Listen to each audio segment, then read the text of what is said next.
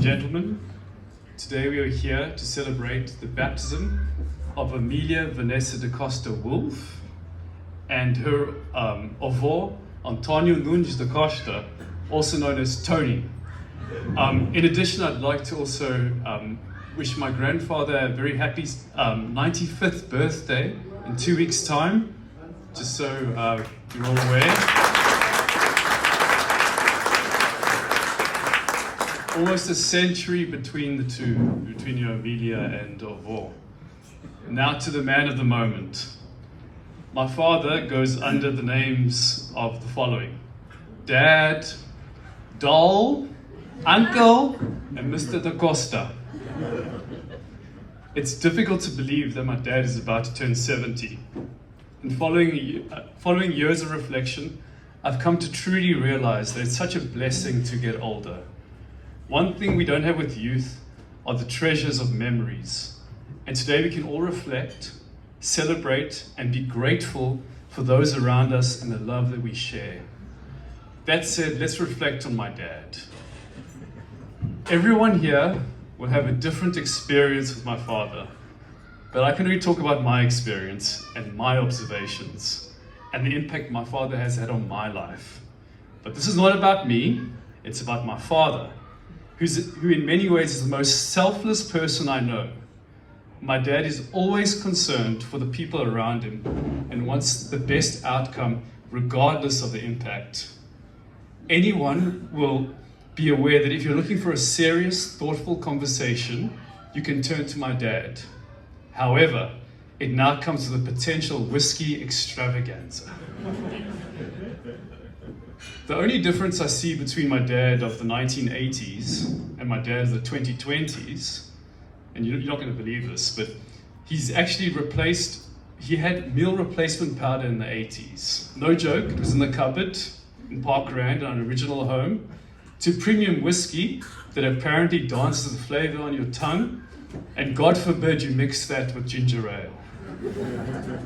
Other than that, he's pretty much stayed consistent.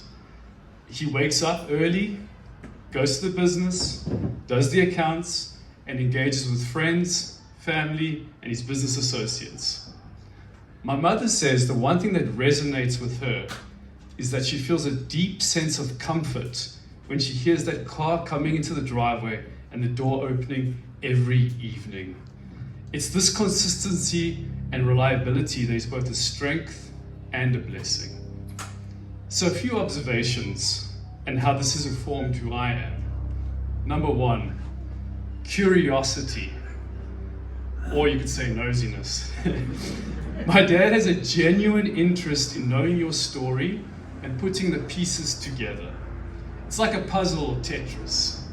I think it was a learned trait from my granny Da Costa, who could trace family details with utmost detail.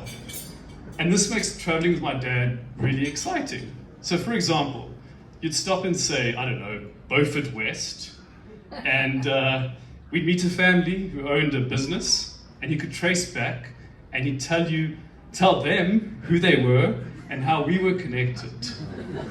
He'd also go way out to see people that he'd met at some point in his life, and I'd witness a genuine connection. As a consequence, I now have an interest in meeting or seeking out folks that may have some sort of connection to my family and friends. And I guess this makes my dad a very good networker. Something Miguel pointed out to me a few years ago, he said, you know what, Dad's very good with networking. And that actually inspired him with the way he does work in the fintech world. So good on you, Dad, for the networking and inspiring us. Number two, we all know this, the entrepreneur. Oh my goodness, where do I start? So he started off as a cost accountant at Wells Ice Cream. Now, you don't know Wells, that's Magnum, Cornetto. Walls, sorry. Well, it's called Orla now. and that was the 1970s, I wasn't around. I didn't see that part, but I'll tell you what I did see. I saw a man who ran businesses and ideas with vigor and passion.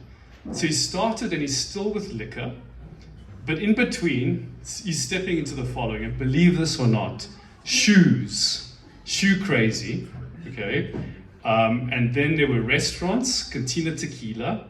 There was Chicken Crazy, Plastics, Plastic Warehouse. He had a sorghum beer distribution facility. Oh, and believe this or not, and I know this is not religious, but casinos. He had casinos. Crikey, as a youngster, I remember being fascinated and mesmerized by such vision. Who does this? And where did these ideas come from? He'd say to us regarding shoes, back at church at St. Dominic's, he'd say to us, as they're going up for communion, look at everyone's shoes and make sure that your mom and Maria know what shoes are in trend. So we have these shoes available. Because they were the buyers for the shoes, to make sure we had the stock. The lesson we learned from shoes, actually, is that it requires lots of capital stuck in stock and actually is not as lucrative as goods with limited expiry, such as alcohol. I also learned that night businesses, such as Cantina Tequila, were especially hard work, and that opening a Mexican-style semi-nightclub in Boxburg means hours of Gypsy King singing Bomboleo and nachos with chicken wings. One business they never brought to South Africa was Victoria's Secret lingerie. I remember him seeing the concept in New York, and he says, why did we have this in South Africa? Anyway, the lessons I received from that was think out of the box, take a risk, but be aware of the pitfalls. Thanks, Dad, for all those years of hands-on business education. Number 3 is endurance. Also, you may look like this guy, very relaxed, nonchalant. He's been through some very, very difficult periods. 30 years to roundabout now, I witnessed my dad saving the life of Miguel. He found Miguel in the pool, and he saved Miguel's life by using methods that he observed on Rescue 911, that TV show, if you all recall it, in the 90s. And on that day, I didn't see Dad just as a dad, I saw him as a hero, and also saw someone with deep-rooted emotion. He may come across as very stern and disciplined, but deep down he's humorous and sensitive. And for the fun side, my dad isn't all about serious hard work and yada yada. He's also a disguised fun eccentric, but he's not going to tell you that. He had a wild youth. Trust me, he isn't a saint. I've seen the photos.